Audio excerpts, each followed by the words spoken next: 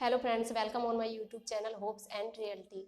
एक तरफ KBS exam और दूसरी तरफ हेल्थ इशू। जब किस्मत साथ ना दे तो शायद ऐसा ही होता है, पर फिर भी हम लोग आज शुरुआत करते हैं क्लास 6 की ईवीएस एनसीईआरटी। वैसे तो क्लास 6 में ईवीएस सब्जेक्ट नहीं है, पर फिर भी हमने साइंस से जो भी ईवीएस की थीम मैच हुई हैं उन्हीं चैप्टर को हम लोग ने तैयार किया है। चलिए हम लोग स्टार्ट करते हैं और देखते हैं। हम लोग का पहला चैप्टर है भोजन या कहाँ से आता है। इसमें क्या है कि पौधे के खाने योग्य भाग जो है वो जड़, तना, पत्ती, फल, फूल, यानी पौधे के सभी भाग हम लोग खा सकते हैं। जड़, तना, पत्ती, फल, फूल। इसके बाद है कि मधुमक्खी द्वारा इसमें है कि मधुमक्खी द्वारा इकट्ठे किए गए फूलों के मीठे रस को हम लोग क्या बोलते हैं? मकरंद यानी नेक्टर कहते हैं, जो बाद में शहद बन जाता है। तो हमें पता चला कि मधुमक्खियां जो मीठे रस फूलों से इकट्ठा करती हैं उसको हम लोग मकरंद या नेक्टर बोलते हैं, और जो बाद में शहद बन जाता है। नेक्स्ट बात करते हैं कि इसमें खाद्य मद है और उसमें किसी भी खाद्य पदार्थ को बनाने के लिए कच्ची सामग्री क्या क्या प्रयोग होगी और उसके स्रोत कौन है वो दिए हैं। इसमें देखते हैं कि पहली खाद्य मद में क्या है। इसमें है इडली। इडली बनाने के लिए हमें कच्ची सामग्री क्या चाहिए? तो हमें चावल चाहिए, उड़द की दाल, नमक, जल, ये चाहिए सामग्री। और इसके स्रोत क्या है, यानी हमें कच्ची सामग्री कहाँ से प्राप्त होती है? तो पादप स्रोत है इसका, यानी चावल, उड़द की दाल, ये सब हमें पौधों से प्राप्त होते हैं, इसकी कच्ची सामग्री। नेक्स्ट है चिकन करी। चिकन करी बनाने के लिए हम लोग को कच्ची सामग्री में चिकन मसाला चाहिए, जल, तेल, घी, और इसके स्रोत जो हैं वो पादप हैं और जंतु भी हैं, क्योंकि चिकन ये जो जंतु से मिलेगा और मसाला वगैरह पादप से मिलेगा। इसके बाद है नेक्स्ट खीर। खीर की बात करें तो हम लोग खीर बनाने के लिए हमें दूध, चावल, चीनी, कच्ची सामग्री चाहिए, और इसके स्रोत जो हैं वो पौधा और जंतु दोनों हैं। ये चैप्टर हो गया। नेक्स्ट चैप्टर है भोजन के घटक। इसमें है विभिन्न क्षेत्रों, राज्यों के कुछ सामान्य भोजन। तो इसमें बताए गए हैं कि क्या क्या भोजन कहाँ के हैं। देखते हैं हम इसमें क्षेत्र और राज्य की बात करते हैं तो इसमें पहला जो राज्य है वो हमारा पंजाब है,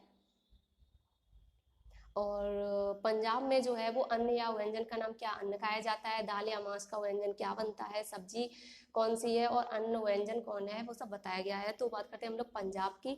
तो पंजाब में जो है वो मक्के की रोटी, राजमा, और सब्जी में सरसों का साग और दही और घी, ये खाया जाता है पंजाब की बात करें तो। नेक्स्ट करें आंध्र प्रदेश की बात। तो आंध्र प्रदेश में अन्न में चावल है। चावल के बाद हमारी अरहर की दाल तथा रसम, चारू, इसको कुछ बोलते होंगे, चारू रसम कुछ होता है। और उसके बाद सब्जी की बात करें तो कुंदरू है और मट्ठा, घी, अचार है। ये जो है वो आंध्र प्रदेश का भोजन हो गया। नेक्स्ट बात करते हैं कि कार्बोहाइड्रेट की अपेक्षा वसा से हमें अधिक ऊर्जा मिलती है। फैट जो है उससे हमें ऊर्जा अधिक मिलती है, करीब 9 पॉइंट कुछ करके फैट से मिलती है, और कार्बोहाइड्रेट से 4 पॉइंट कुछ है। तो हमें ज़्यादा ऊर्जा किससे मिलती है? फैट से मिलती है। प्रोटीन की बात करें तो प्रोटीन जो है वो शरीर की वृद्धि एवं स्वस्थ रखने के लिए होती है। प्रोटीन युक्त भोजन को हम प्रायः शरीर वर्धक भोजन यानी बॉडी बिल्डिंग फूड जो है वो बोलते हैं, किसको? प्रोटीन युक्त भोजन को। नेक्स्ट है हमारे शरीर की रक्षा रोगों से कौन करता है? तो विटामिन करती है। हमारे शरीर को आहारी रेशों, फाइबर, रूक्षांश तथा जल की भी आवश्यकता होती है। रूक्षांश जो है वो बिना पचे भोजन को बाहर निकालने में हमारे शरीर की सहायता करते हैं। यानी रूक्षांश क्या होते हैं? तो हमने देखा कि ये जो है वो हमारे शरीर की जो है हमारे शरीर को तो पहले जल की भी आवश्यकता होती है, प्रोटीन, विटामिन, फैट सबकी ही होती है, और इन आहारी रेशो यानी फाइबर, रूक्षांश की भी होती है। और रूक्षांश क्या करता है कि बिना पचे भोजन को हमारे शरीर से बाहर निकालने में सहायता करता है। नेक्स्ट है कि भोजन को पकाने से विटामिन सी जो है वो नष्ट हो जाता है ज़्यादा ताप पर, इसीलिए हमें सब्जी को ज़्यादा नहीं पकाना चाहिए देर तक। नेक्स्ट है संतुलित आहार, यानी हम बैलेंस डाइट किसे बोलेंगे? तो बैलेंस डाइट कौन सी होती है? बैलेंस डाइट वो है जिसमें कार्बोहाइड्रेट भी हो, प्रोटीन भी हो, वसा, विटामिन, खनिज लवण, जल, ये रूक्षांश, ये सभी चीज़ें पाई जाती है। रूक्षांश क्या होता है? तो हमने देखा था इसका स्रोत क्या है? फल, सब्जी, अनाज, दाल, आलू, इन सब में रूक्षांश पाया जाता है। और ये करता क्या है? तो ये बिना पचे हुए भोजन को हमारे शरीर से निकालने में सहायता करता है। नेक्स्ट चैप्टर है पौधों को जानिए।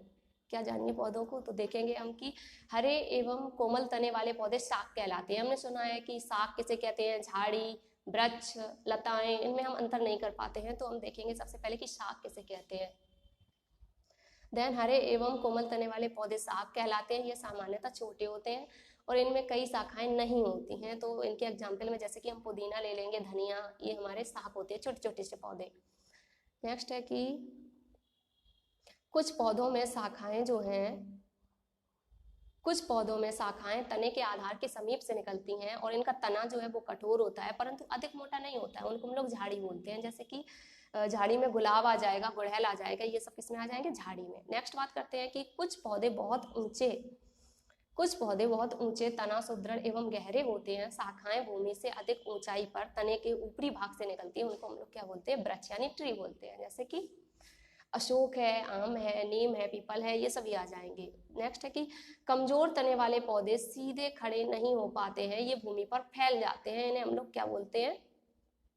विसर्पी लता बोलते हैं। मतलब कुछ लताएं होती हैं जो जैसे कि खेतों में खरबूज, खीरा, इन सब की खेती की जाती है, तो हमने देखी है कि इनकी लताएं जो है वो पूरे खेत में फैली रहती हैं, यानी ये कमजोर तने वाले होते हैं, ये खड़े नहीं हो सकते, इनको हम लोग विसर्पी लता बोलते हैं। नेक्स्ट है कि कुछ पौधे सहायता यानी दीवार, लकड़ी, कोई भी उसको अगर सहारा मिल रहा है तो वो ऊपर चढ़ जाता है, उसको हम लोग आरोही लता बोलेंगे। इसमें क्या आएगा? हमारा मनी प्लांट है, अंगूर की लता है, ये आ जाएगा आरोही लता में।